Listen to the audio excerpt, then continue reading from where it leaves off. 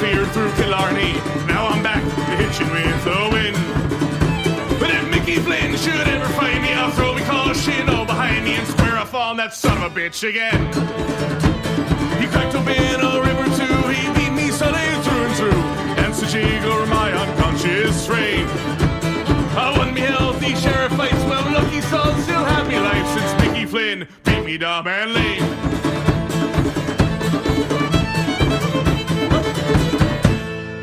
What is up, everybody? Welcome to another episode of the Disciples of Ed, here with the Always Next Year Podcast Network. I'm Rob, joined tonight by Shane. How's it going, Shane? I'm swell. I just opened up the funniest text I've ever seen in my life, so I'm sorry. Continue. And we're joined by Steve. Well, Steve's kind of mostly here, we think. Oh, I'm here. I'm here, but I'm feeling it.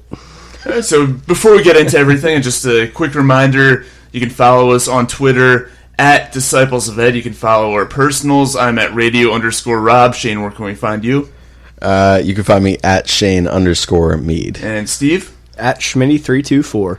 And you can also find the Always Next Year Podcast Network at ANY Podcast. You can find us on iTunes, Spotify, Spreaker, SoundCloud. Basically anywhere you can listen to a podcast, you can find the Disciples of Ed. And Shane, why don't you tell us a little bit about the Phillies podcast that you just started tonight? So it's going to be a group of 7 of us. Rob, you're actually one of them.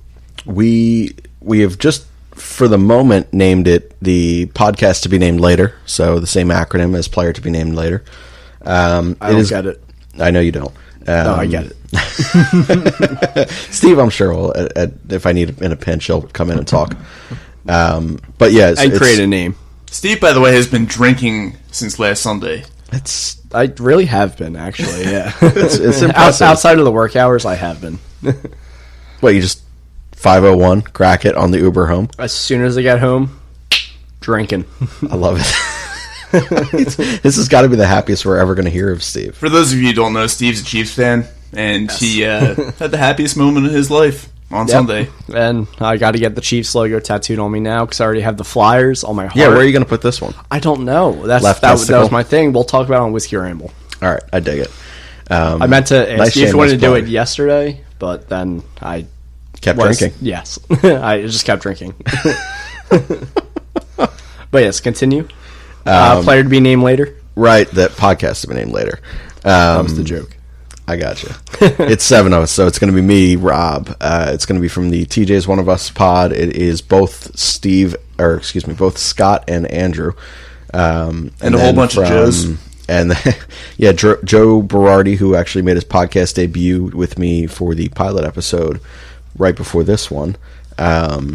Joe Borick from True Philadelphians podcast, and Sean New, who writes for us. So, like I said, it's a group of 6 or 7 of us. There's going to be multiple throughout each week. 160 some baseball games plus playoffs. So, we're going to try to get you as much content as we can. So, it's going to be some bit of that group on each show. But we're excited about it. Yeah, looking forward to it.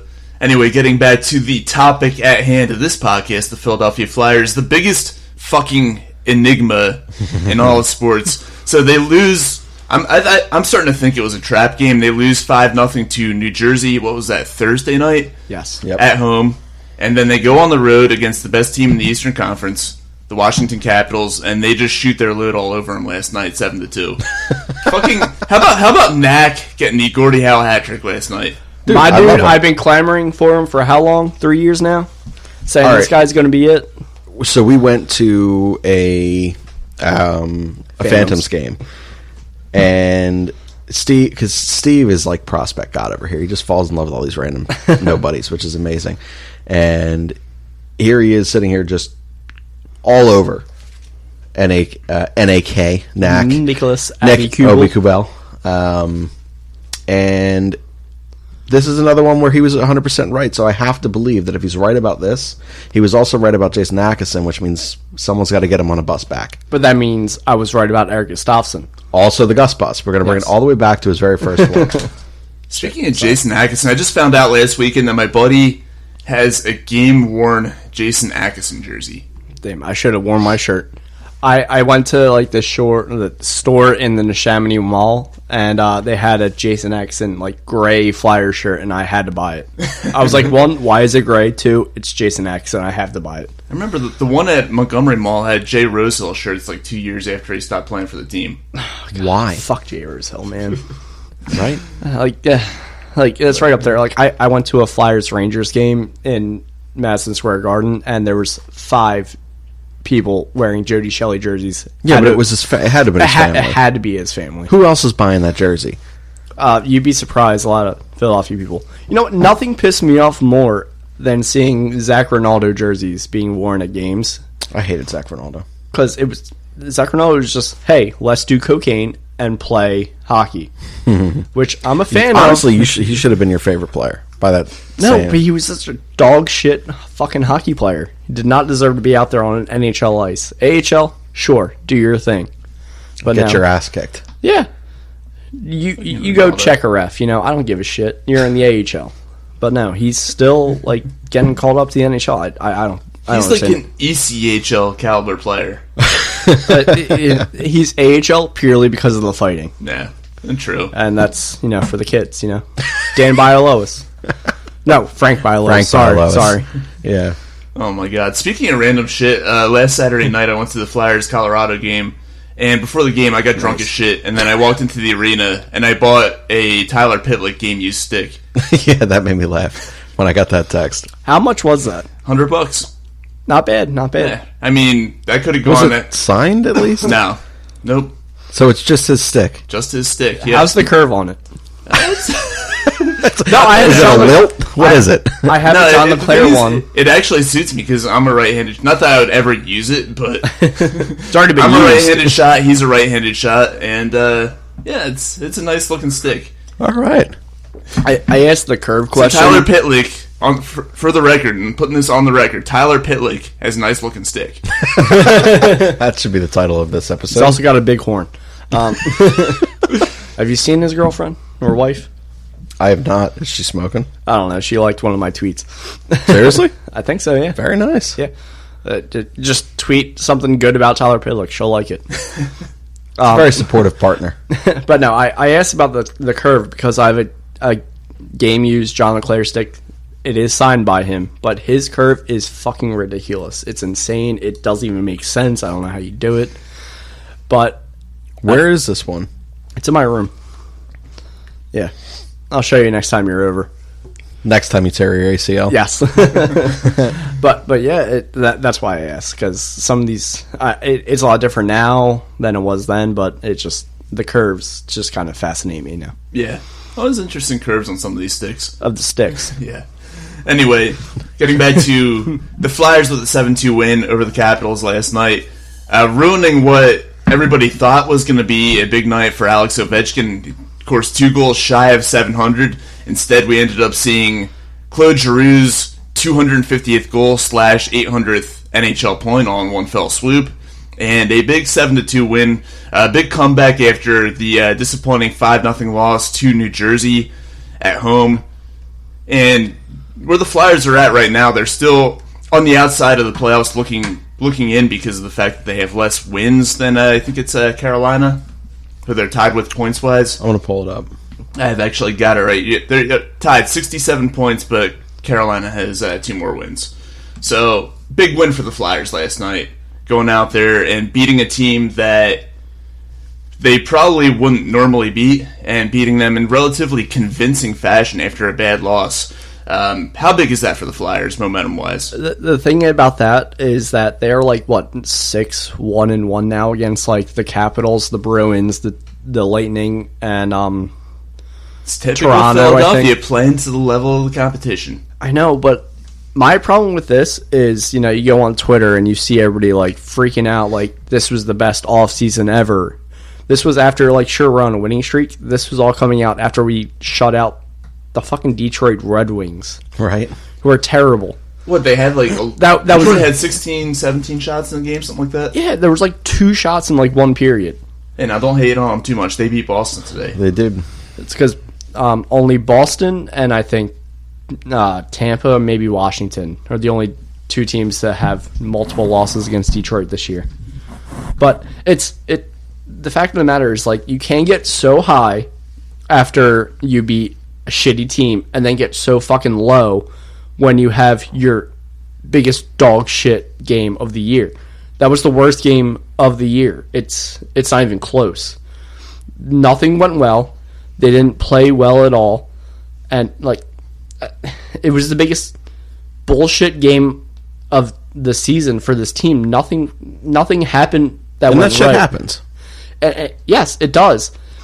And to come back and answer that bullshit thing with this phenomenal game, I unfortunately was at a friend's birthday party who didn't have cable. Yeah, I don't know. Literally hopped the fence, went to the apartment, and no flyers. And you're telling me they didn't even have like a So maybe I shouldn't watch game. games. Maybe I shouldn't watch games. I don't know. They didn't have a PS4 with the fucking My Teams app on it? No. Jesus. Nope. It was a struggle to get the Apple TV working. Jesus. Oh, my God. A lot of alcohol was consumed. Which one's on? But yeah, it's phenomenal to see that they can respond like this, and you know it's well worthy of it. This team is going to make the playoffs. I fully agree with Alain Vigneault. This team is making the playoffs. Columbus is going to come back down. I wouldn't want to play this team in the playoffs. Like, because of nights like last night, when they're that good, you can probably count on one hand the amount of teams that are going to beat them handedly in a 7-game series. When they play well, they're so fucking deep and strong. I can honestly say that, yes, the goal right now is, if you want to see improvement, you get past the first round. Making the playoffs is not progress. It's not at all. We can do that. We've seen it with this core. But you have to get past the first round. You do, that's progress. And I believe Alain Vigneault can lead this team to that. But I can absolutely see this team going into the first round, making the playoffs in the first round, losing in 7. It's going to be heartbreaking, but depending on how it happens, it could still be considered progress.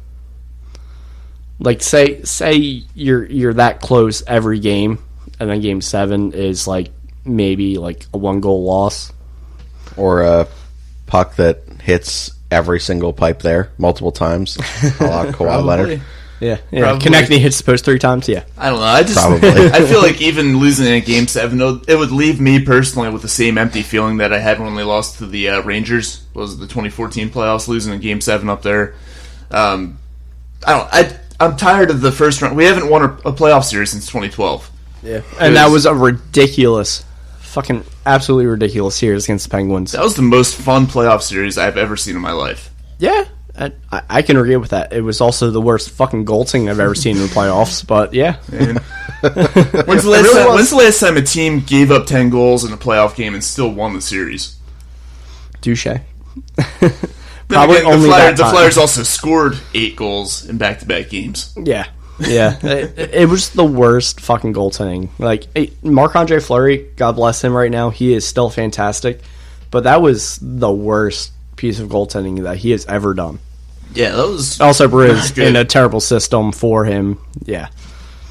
But it was a mess, but it was so much fun because of all the goals and all the fights and that shit. But Yeah. they haven't won a playoff series since then. They went back in 2014, as I just mentioned, lost to the Rangers. 2016, losing in 6 games, to the Capitals. And 2018, losing in 6 to the Penguins. So they make it. They're like the San Francisco Giants. They make it in an even number of years. And We just Except we just don't win. a good omen for this year.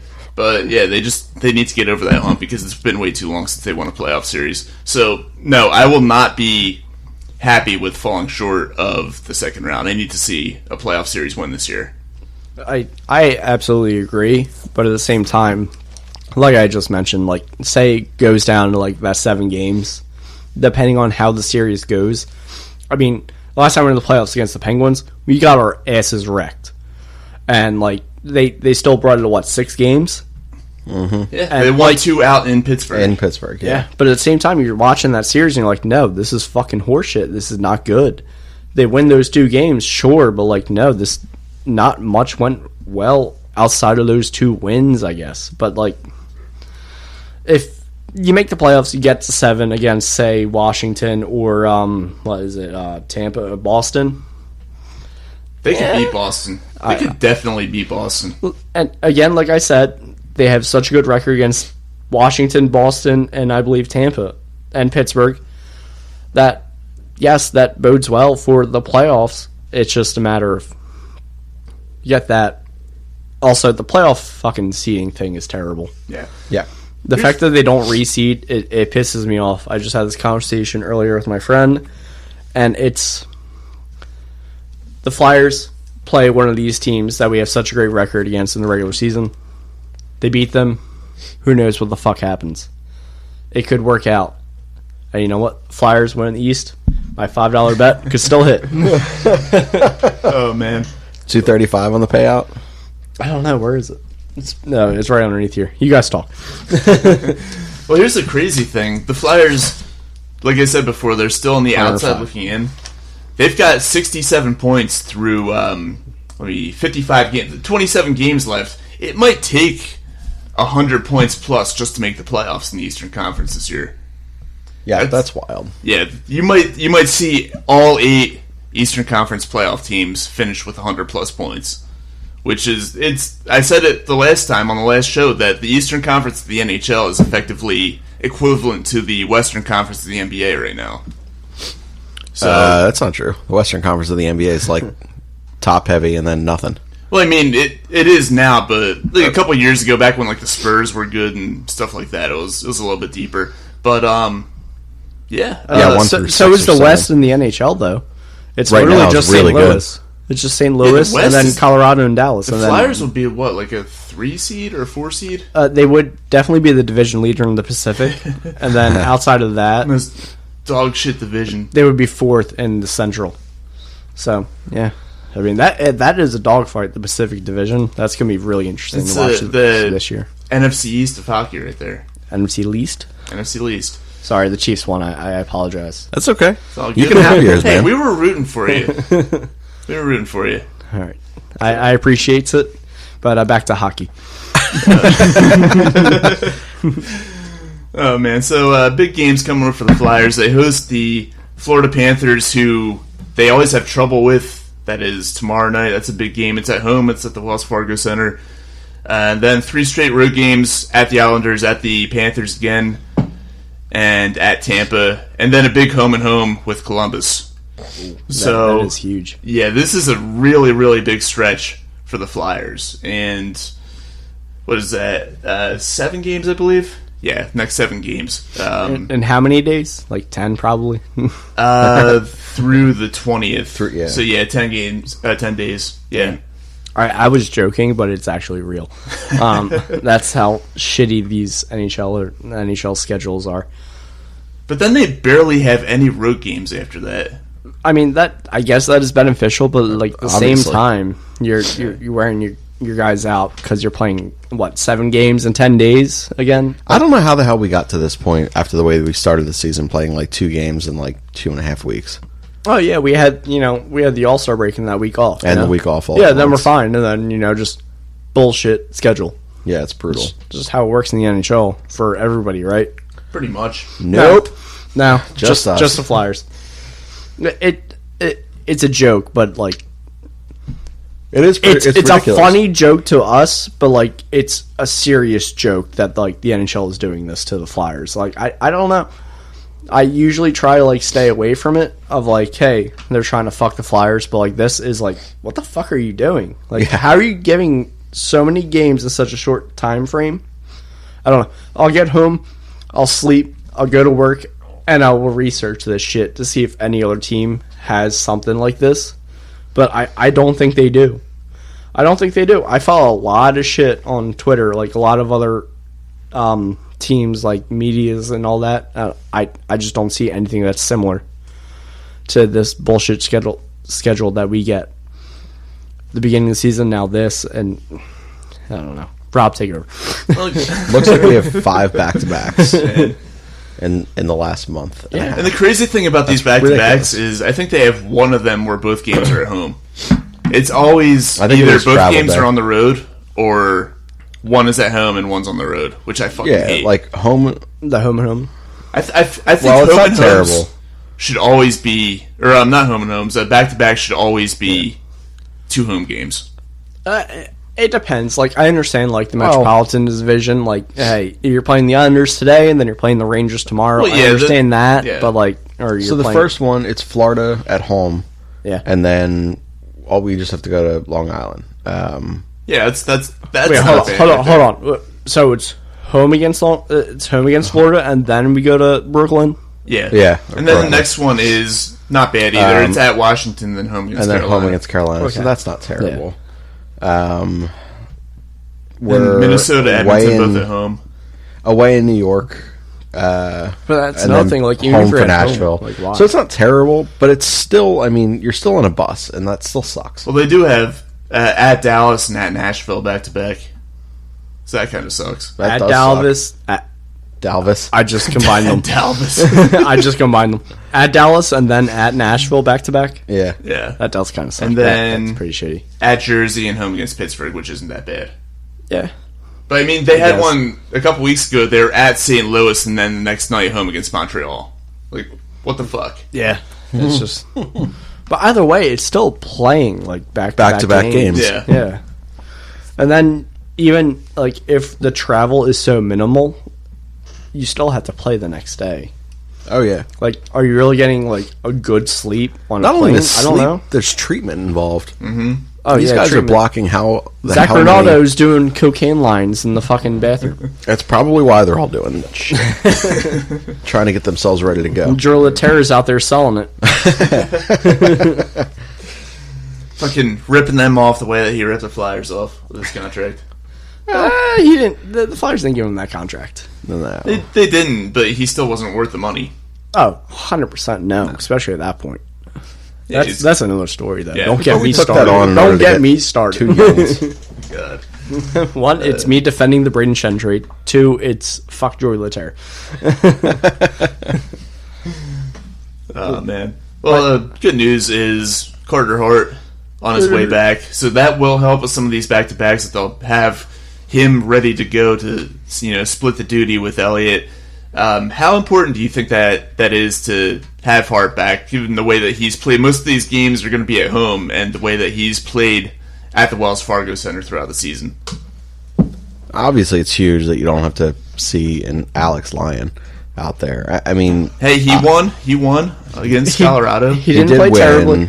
He didn't play terribly. he didn't. That's he another had game a- I missed, the Colorado game. Hell We of did a- Whiskey Ramble, and then We I did. just died. Yeah.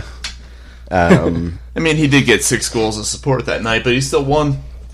He did win. He had a very, this is my 6th or 7th call up here type of interview after the game, which made me laugh. He's Neil Little. So yeah, he is this generation's Little. Yeah, Neil Little. But no, I mean, look, Carter Hart, even with the road struggles, like the talent's there. He's had obviously a lot of time off right now, so he'll probably feel himself back into the game. But it's throw him out there even on his worst day, I'd still rather that than the career AHLer. Yeah, I think that kind of goes without saying. And I think people, like, he's not having the kind of season that we all expected him to have. I think he's having, the That's sophomore kind of what slump. I had him pegged for. Yeah, What, 905 save percentage? I didn't think this year was going to be all that great for him. well, I mean, I kind of expected that he would have a little bit of a sophomore slump as well, but I think a lot of the fans, they looked at what he did last year and they thought, okay, this kid's going to be elite in just his first full season, his second season in the NHL. And, he's been more along the lines of what you and I have expected from him, but he's still leaps and bounds better than, Alex Lyon. And he's only going to get better, so we could see him potentially play some really, really good hockey down the stretch. I can see Carter Hart being like the extremely clutch goaltender in the playoffs. I understand he has had his struggles this year, and at the beginning of the season, we were recording, and I was like, "Hey, it's only like fucking like October. It's only November. It's only December."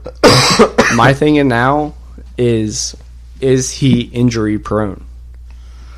He plays for a Philadelphia team, so I think that kind of answers So the everybody will question say right yes. there. Every goddamn athlete in this whole city is injury prone. Outside of Ivan Provorov.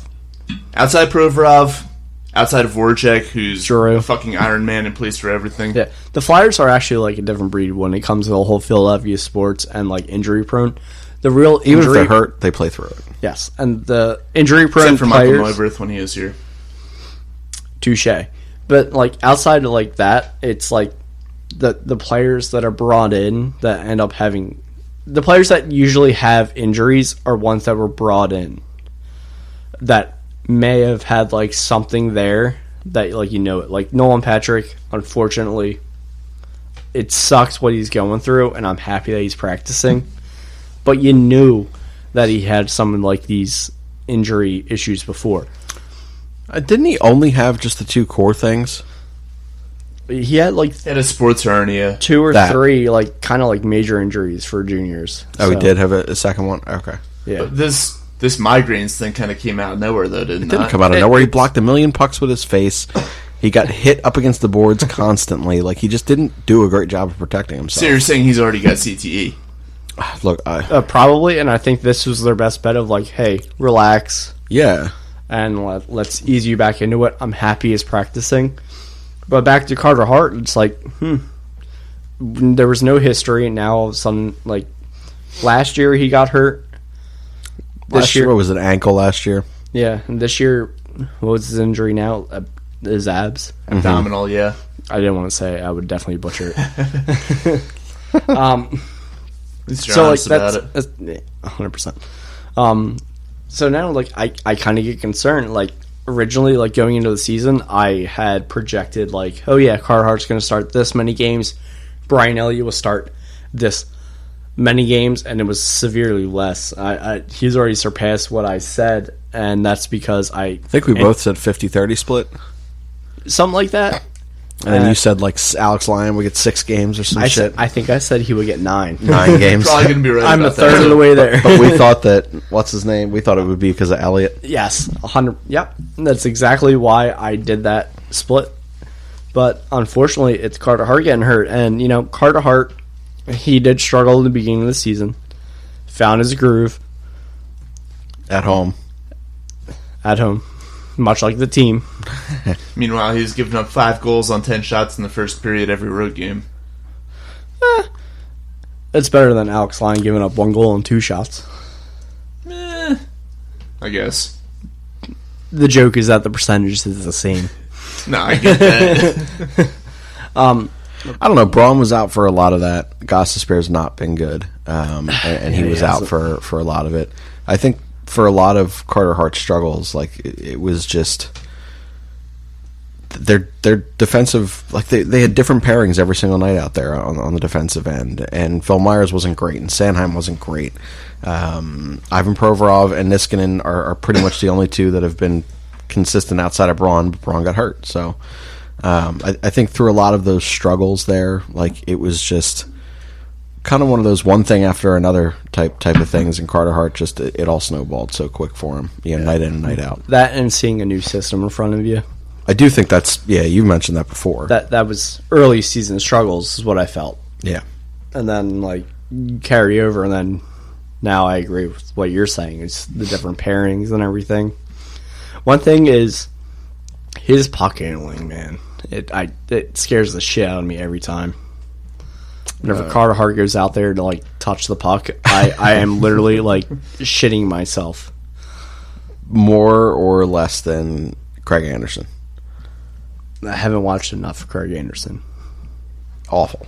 I just Jordan remember- Wheel, I think I scored on him twice because of 2 misplays with pucks. Jordan Wheel. Yeah, Jordan fucking Wheel. I had so much hope for that guy. Labimov was our other guy that we had a lot of hope for. Well, No, maybe you guys, he never got a not me. chance. I had a lot of hope for him. But he didn't have a chance. Jordan Wheel, he Got a had chance. a chance, and he didn't. I don't know. We all Yeah, played he like had it, 13 and then games. he didn't because Dave Haxall's a fucking shithead coach. Thank you, Rob, for cooler heads prevailing here. Jordan Wheel had the chance, and then he didn't. Roman Lyubimov. He never really had a chance. Like, he was like fourth line, and you know what? He did very well in a fourth line role. He was fine with that in PK. Like, Yeah. he's got a lot of speed, some creativity, some, Enough for a fourth line role. right? And then he was just banished for Yeah. Tyrell Goldburn. Yeah, Goldborn. Good lord, I hated that guy. He played like 5 minutes a night. What a waste. You should never be playing a player 5 minutes a night. No. If you are, then you're just wasting a spot. You might as well just dress your seventh defenseman. And you know what? That brings me to this.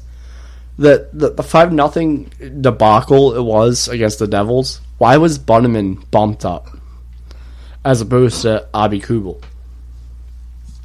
Yeah, I'll be honest, I didn't even notice that. I was drinking that night. So was I, but like at the same time, I was like, what the fuck is going on? Like, why is... Like, I don't mind. That was the night Farabee was down too, right? Yes. Well, Farabee was flu. Yeah. It wasn't, yeah. Yeah, it was... The fourth line was Andrioff, Bunneman, and Andrioff is the guy that was up, that's right. Abi Kubel. And, like, they eventually switched Raffle and Bunneman, and I was like, wait, why?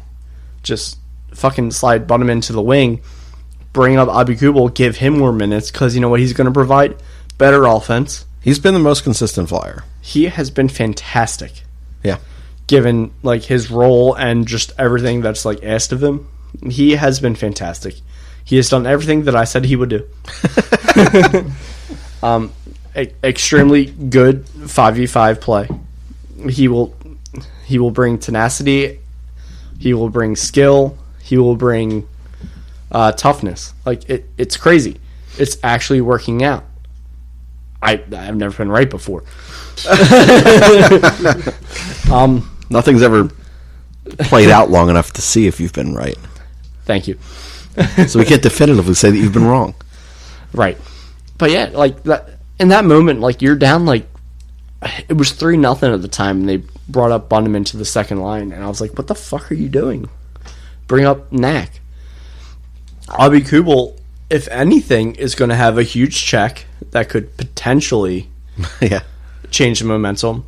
He could start a fight, which, you know, he did. He got his Gordie Howe hat trick last night, which was fantastic. I think he just did for the stats. He did just say fuck you for not getting the bump the night before. Yeah. That's what it was. I Let's be honest. honestly agree with you. I honestly agree with you. He's like, no, dude, I can do this. Why the fuck did you not bump me up? So I'm going to come out here while we're winning. I've already had a goal and assist. Here's what else I can do. Change momentum and kick some ass. Yeah, that was it. Oh, man. I mean, as big as last night's win was, I think another real big thing that comes from it, Claude Giroux finally scoring his first goal since, I think, the first game of the New Year's, like January 2nd or something like that, had a 3-point night. Obviously, the milestone, which is big for him, but for me, it's just huge to get him going offensively, because when he's at the top of his game, when he's out there putting points on the board, he's at times can be unstoppable and really put the team on his back. And to have him, I think it was a big monkey off his back to end that goal drought. I think it was like an 10 or 11 game goal drought, something like that. Yeah. Offensively, he hasn't been performing up to his standards this season, but I think a night like last night, putting up a goal and 2 assists against a very good team and a very good goaltender, that's something that really could light a fire under him and get him going throughout the rest of the season. Just play him at wing. Yeah, I think Just play him at wing. also it's the consistent thing throughout the year of players struggling, put him with Sean Couturier. Yeah, And which then- is basically the previous G role. It was like, Yeah. players not great, throw them on the top line. Like, how often did we see that? But now we do have. Don't bring that up. We witnessed Zach Ronaldo on the top line. Just to go back. Why do we have to talk so much about Zach Ronaldo on this goddamn podcast? To be fair, just really want to do cocaine. That was Dave Haxtell's head coaching that put Zach Ronaldo on the top line. Or was that Berube? I think that was Berube. Was it Berube? Either way, they were both terrible with the Flyers. Yes. But yeah, it really is. Giroux, like you said, I think I can contribute the most for this team on the wing. Yeah. And unfortunately, Patrick with his migraine disorder. Yeah. Again, happy to see him practicing. You had to move him back. Frost was... Bringing Frost up allowed you to do that. Yeah. That's it was huge. something they had to do. I think they've realized it Thursday against the Devils. Yeah. Oh, shit, this is fucked. Let's bring Frost back, and even if he's not producing points, he can still, kind of drive play in a way. Yeah, absolutely. He gives you, an element of skill, speed and skill that, you don't have without him, basically. So, you put Giroux up with Couturier, and it was Voracek, Voracek, right? yeah. It was the old line. And then Couturier, 2 goals, 1 assist. Giroux, his 1 goal, 2 assists.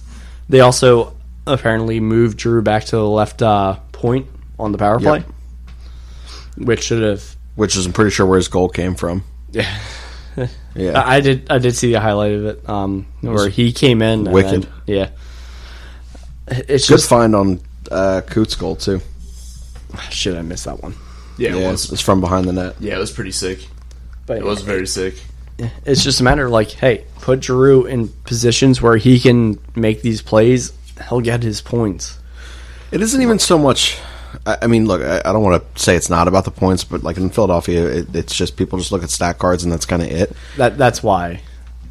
But for a player like G, I think playing him down the middle and playing him in all phases of the game, it's just he's not getting any younger. People who sit there and say he looks slower, he looks out of it, he doesn't have enough. He can't play 25 high energy minutes a night. He can't play 20 high energy minutes a night. At least not for 82 games a season. You'll get a handful of shifts here or there where he looks great, and then he's got to conserve what's in the tank there. And I think not having him not having him need to kill penalties is huge. Being able to put him back on the wing is big. When he is on the power play, let him play in his natural position where he can see the ice the way that he's seen it for 12 years of professional hockey career. There are ways to sit there and get the most out of him, and the way that he can get the most out of his teammates, the way that people now, as Steve said, get the most out of teammates by putting them with Couturier. Put G in this type of position again, and he's going to get that much out of the other 4 people on the ice as well at any given time. It's important to do it, and I think that, again, as Steve mentioned, and as you mentioned earlier, Rob, the bringing Frost up, adding the center depth and filtering these things out to the way that they need to be, it's what they had to do. And we saw it pay immediate dividends last night. So Yeah, and if you go back to 2 seasons ago when Giroux had his 102 points, I believe. Yeah. Most of that season he was playing on the wing.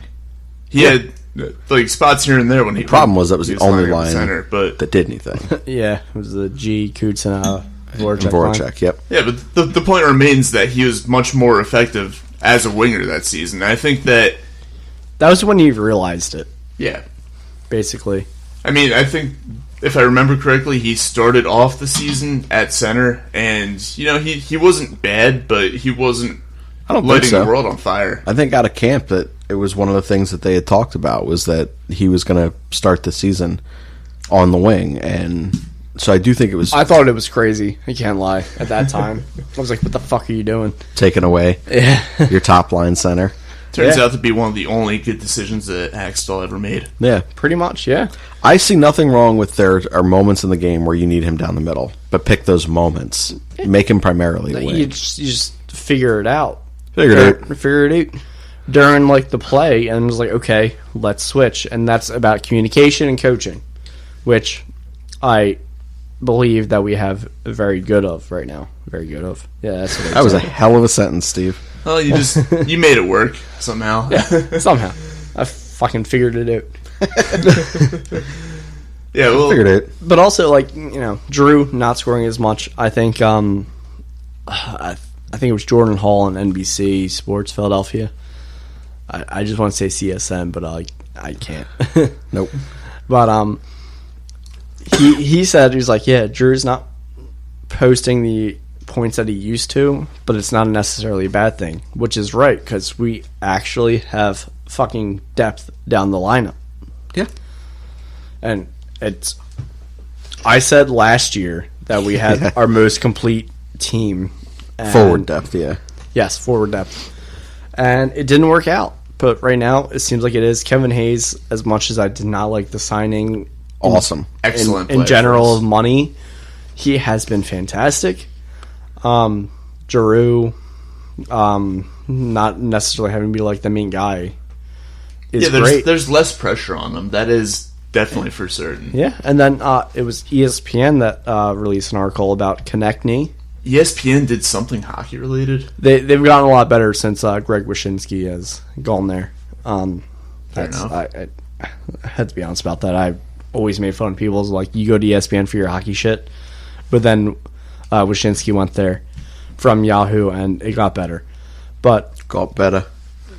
he made he released an article about Konechny, and pretty much Konechny was like, when you see your captain, Claude Giroux, the captain, the best captain that we've seen In our lifetime. Nah, that's not true. Yeah, Mike Roach was Right, great. yeah. I know. Right. He's like, when you see Claude Giroux going out there and like working out, like you feel like you have to do that too. Like, so Giroux is doing things. He's just not very vocal about it. And then again, sorry, I started this off with depth. But yeah, like Kevin Hayes, JVR even playing like a depth role, kind of. He's still producing. Lindblom, unfortunately, the cancer hit, which I don't pray, but all prayers for him. That was fucked up. Sorry. No, I think that was legit. Yeah. Pitlick, Tyler Pitlick coming out. He'll score a goal like every 10th game. That's good. Farabee coming up. That's great. Just the overall depth that this team has been able to conjure with this new system. Please stop me if I'm just rambling. No, you're good. I already understand what you're talking about. Depth. You're going through every single forward that's been named. That's why I'm rambling. No, that's fine. So, yeah, I haven't named Lawton yet. Haven't named Farabee yet. I did mention Farabee. I don't know. I didn't hear it. But yeah, Lawton has had a fantastic year. I love Scotty Lawton. I didn't think he would do this well at left wing, but he has. And yes, Rob immediately looked up at your Lawton picture. Yeah. And we were all there, right? Or was it just me and Rob? I was not there. So it's just me and you? Yeah. Okay. See, I don't want to look at it because he's wearing 49. I know. I hate that number for the Flyers. It should be retired as don't wear Don't this wear the fucking number. Fucking Michael Layton. Yeah, so.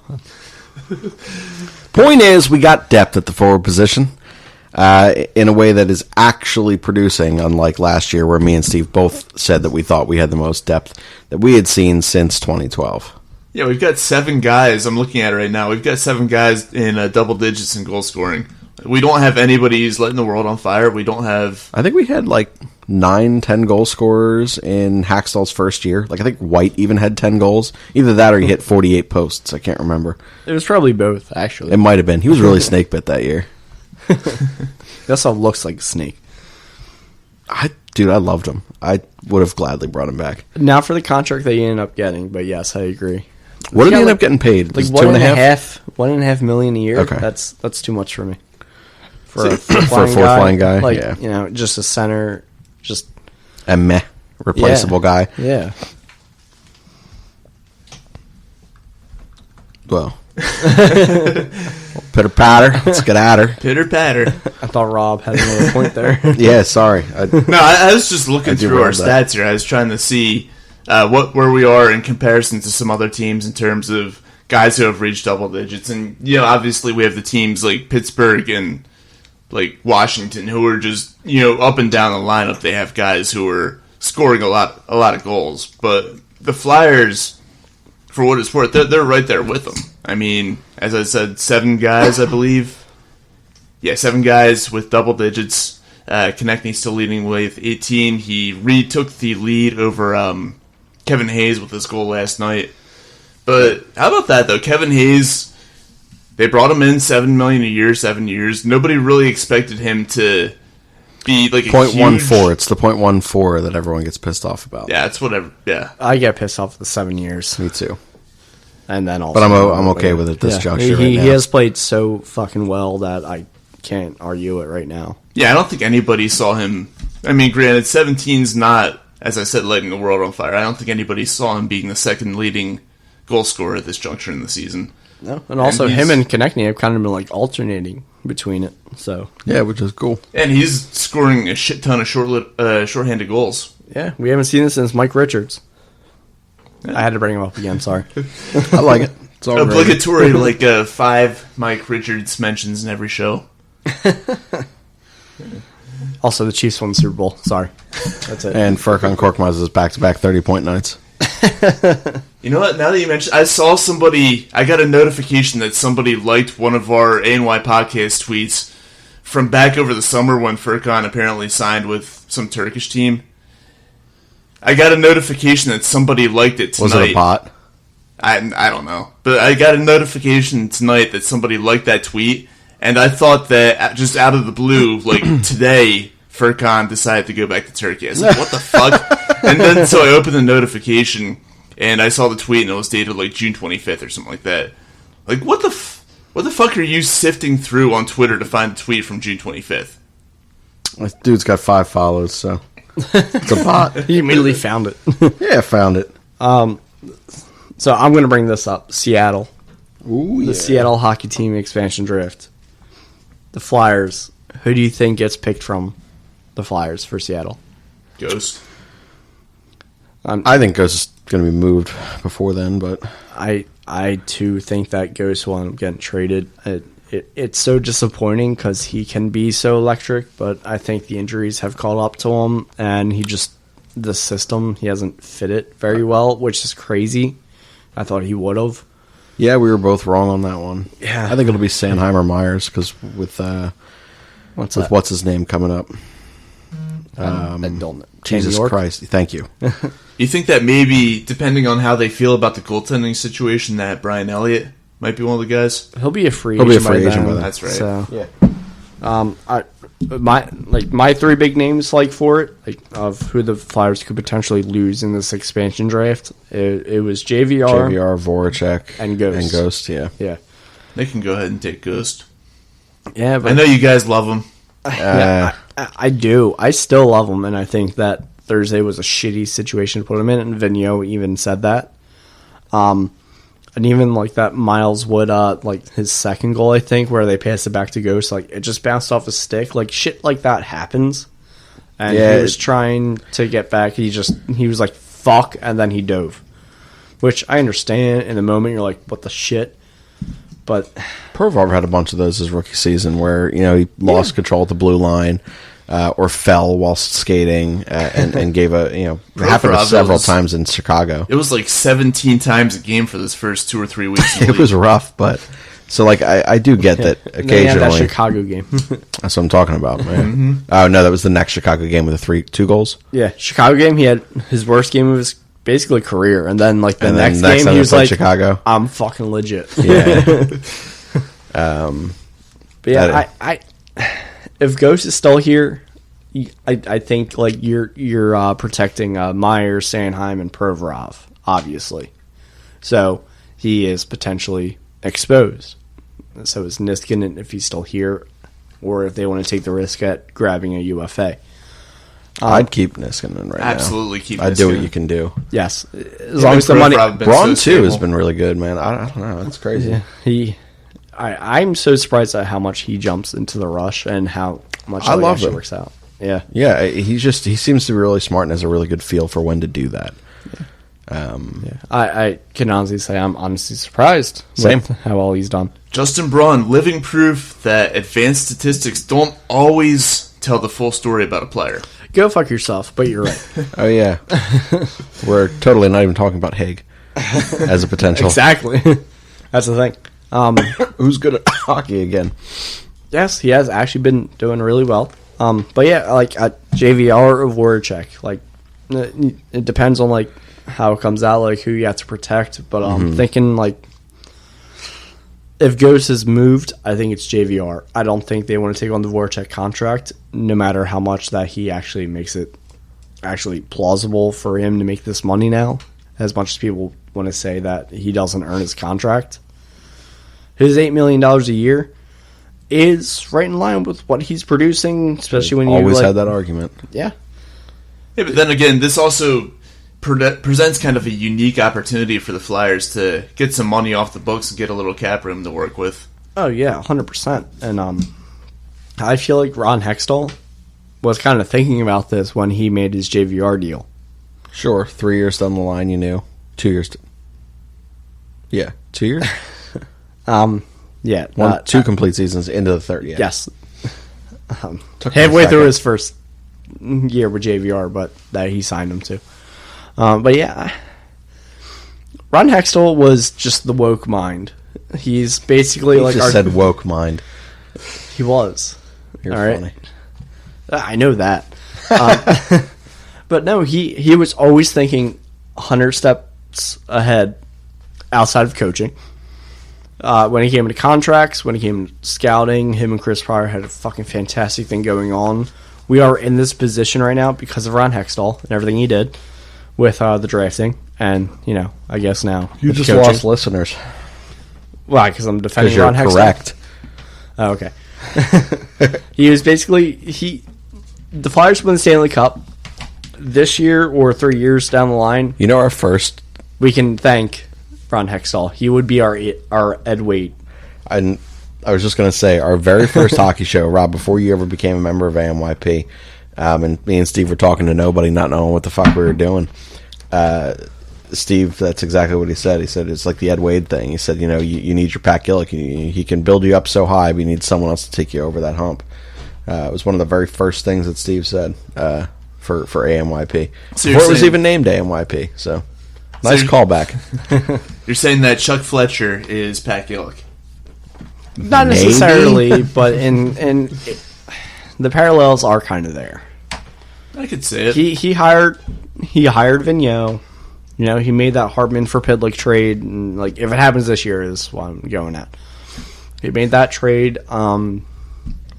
He stuck to everything, and he has been more aggressive in calling people up. So I wouldn't go as far as say like he's as good as Pat Gillick was for the Phillies, but if Flyers win it this year, then yes. Yeah, I mean, we already know what Pat Gillick is. Meanwhile, the book is still very, very much open on Chuck Fletcher. He's only less than a year into his tenure here, so lots of time. Real quick, I just want to get opinions on this. We were talking about Seattle. Who do you guys think is probably the leading candidate to be their head coach? Glad you brought that up because I had my research. That's good that you do, because I wasn't anticipating the question whatsoever. I know. I prepared this for the last show we did. I mean, personally, Oh, nice. I would say Gerard Gallant and Laviolette, probably the two leading candidates. Yeah, that's basically what I had. Gallant would be fantastic. Already Because- took one expansion team to the Cup. I was just going to say, Exactly. got He fired was for literally no reason. He was literally told to get an Uber home. No, From that was from Florida, yeah. yeah, that was. I think Florida, yeah. Vegas treated him a little bit better. They probably got him like a limo or something.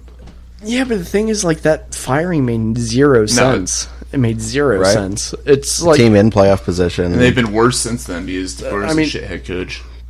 they're still doing all right. I mean, they hired Pete DeBoer. I don't think that's an upgrade at all. No, I don't like DeBoer at all. But I mean, they're still in the playoffs. I mean, they're still in, I'm sorry, the division title race because that division is such shit right now. I mean, it's literally I think Arizona, Vancouver, and them. So Calgary's up there, I think. I think they're the other Kind division. of ish.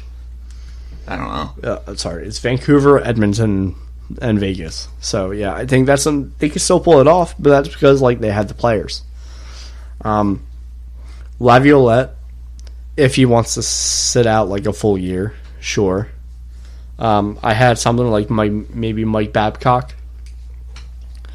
it would have to probably be like you go through like this like class Yeah. and everything, and then maybe they hire him. And then I was saying Kevin Deneen because he has like a relationship with Ron Francis. I've got a Kevin Deneen jersey.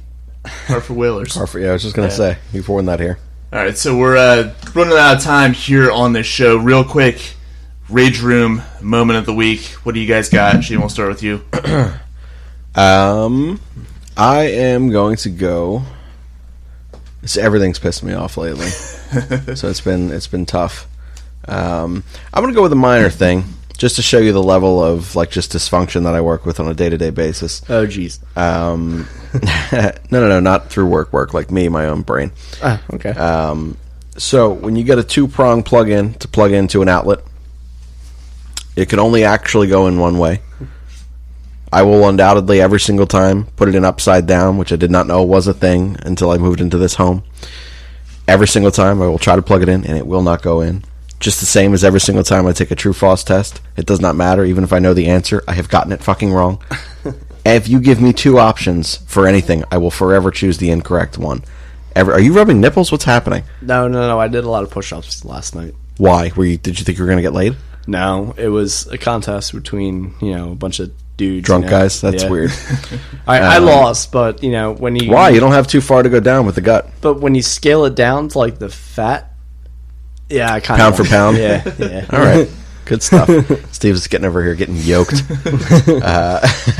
But yeah, so that to me has set me off multiple times in the last 24 hours. I'm embarrassed about it, so sorry about that. I mean, this is coming from the guy that had outlets in his couch and didn't realize it. Fuck you, man. Until I came over 2 years later. 2 years I had a couch. All right, so there's a lot of things that I own that I never know the full extent of. Shane is the most technologically advanced person in this house right now. I would say technologically ignorant as well.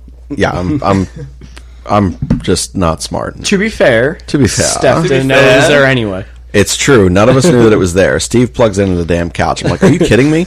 Now, here's a worse one for you. Before I had drunk. the Silverado that I had, or that I have now, I had a Chevy Colorado, and it was just the extended cab. And I was so used to the older trucks that were like just the short cab or whatever, only having the third door to get you into the back seat, and then you had to sit like a long way. It was all awkward like. 2 years I had that truck. LJ, we were all going to a Phillies game, and LJ, one of the co-hosts on Kelly Green Hour, we meet at like a pizza place or something. I can't even remember. There's like 6 of us, and I'm like, I don't know how we're all going to fit in this little ass truck, but we're gonna give it a go. We're gonna see if it works out. Sit in the bed.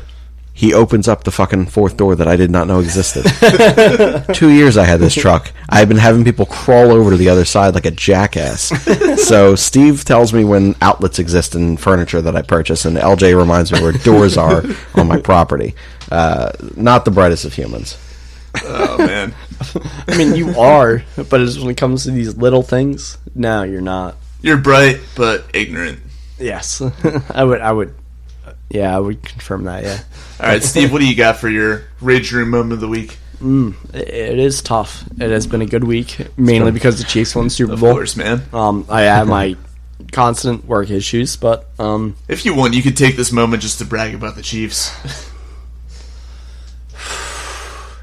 The Chiefs won the Super Bowl. I have gotten texts. Yeah, I'm going to take this moment. The Chiefs won the Super Bowl. I got texts from like people I haven't talked to in like a year or two, and I'm like, oh, who is this? And then I respond, I'm like, oh, thanks, hope it's all well with you. And they say it back, and I'm like, oh, well, it's not. Besides this, but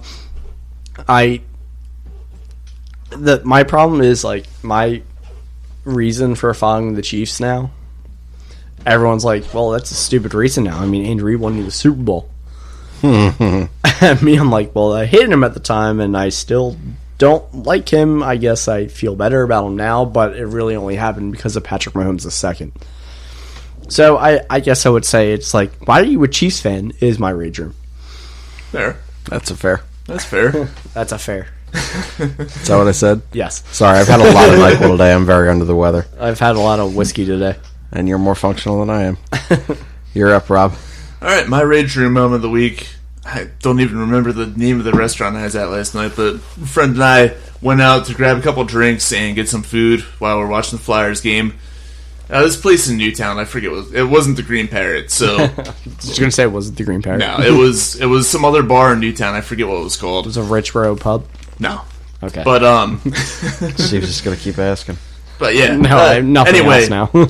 Anyway, I order a fucking chicken quesadilla, which should take no more than maybe like 10 minutes to prepare. It depends on the business. It took them. It wasn't even that busy. I mean, we got a table several. right off the bat. Okay. It took them almost an hour to get it to me. I had to ask them 4 times where the fuck it was. Yeah. That is terrible. And then the guy tried to suck up to me when he overheard me telling my friend that I wasn't going to give him a tip. Oh, fuck that. I did end up giving him a $5 tip because I'm a decent human being. You're a person. But still, shit service. It should not take a fucking hour to get a chicken quesadilla. Yeah, but the They thing make is, them in like that's they make not them in like on the 2 minutes bartender. at Wawa. It's not the bartender or the server. It's the kitchen. Yeah. I had that issue at the Green Turtle, not Green Parrot. Is that what you guys were calling it? Yes. The Green Parrot down in Yeah. Newtown, yeah. That's Green Turtle on cleared up 309. not where we That's a were made up last night. name. No bar like that exists. It's weird as hell. Food was fucking incredible, but It took forever. we sat at the bar, didn't get anything, moved to just the bar high tops, no service. Then we finally went back to the hostess and we're like, can we just fucking grab a seat over here where like we might actually get food and drinks? And they were like, oh my god, we're so sorry. Sure. Great. So then we sat there, we ordered like immediately, and then food took same thing, like 40 minutes to get there after we had already moved twice. So yeah, if you have shitty service, like we're still going to tip you, but like you're an asshole. Yeah. And don't think that we don't talk about it. Oh, of course we do. I went to Maggio's last night in Southampton. Yeah. And I knew it was going to be busy. They have a happy hour 10 to 12. My whole reason for going there was like, I'm going to order food and I'm going to drink and then I'll just go home and die. It's a weird last meal. Only one thing happened was me getting a drink. But like, I get there before all my friends and like me as a Functional alcoholic. yes, That's exactly what I was going to say. yes, me as a functional alcoholic and a common Degenerate. bar goer. Fuck. Um, Frequenter. yes, thank you. Gotcha.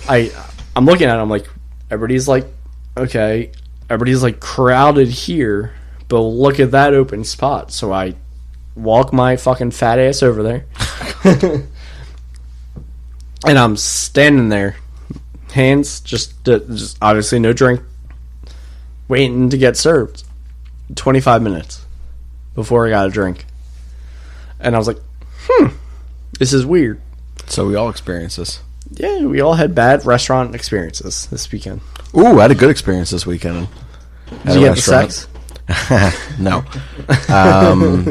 No, I got Duke at plus 278 odds when they were down by 13 to North Carolina. Two fucking buzzer beaters in that game. And I watched them. Yeah, we were late to our movie last night because we were watching the end of that game. One to tie, one to win. That was So- pretty incredible. Oh, yeah, I dug it.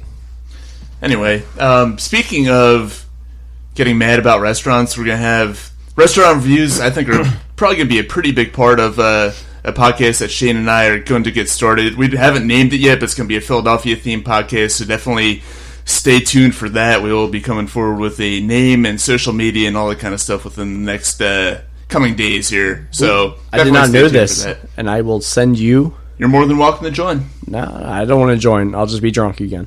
But I'll send you my experiences. All right, that's it. We'll read Steve's experiences. We'll read his like food review or service basically review. be like Yeah, I'll Shane, be like Shane, like the last Whiskey Ramble we did. I was like, yeah, like I tweeted 3 things out. And I'm like, all right, I got my ammo for Whiskey Ramble. Yeah. And he's like, what was it? I'm like, well, I tweeted it out. And he's like, all right, I'm not going to read it. Yeah, I wanted my genuine emotional response to whatever it was. Then he told me to read it anyway, so I did. Still worked. It worked out. It was a good show. Yeah. I had fun with it. Me too. I got drunk. Yep. And I drove you home. The basis of our show. Appreciate it. All right, so you guys got any last final thoughts you want to throw in before we call off this episode? You should definitely follow all of our individual shows now. I am a part of a gajillion of them, so You're a busy man with these podcasts. it's brutal, man. As long as you're not like finally like the one guy just throwing it all out. No, not entirely. But you can see, I'll let Steve give the Whiskey Ramble one, but I'm on the Sixers show. It's TJ's One of Us. It's at TJ is One of Us. Like I said, Scott hosts that now along with me and Andrew.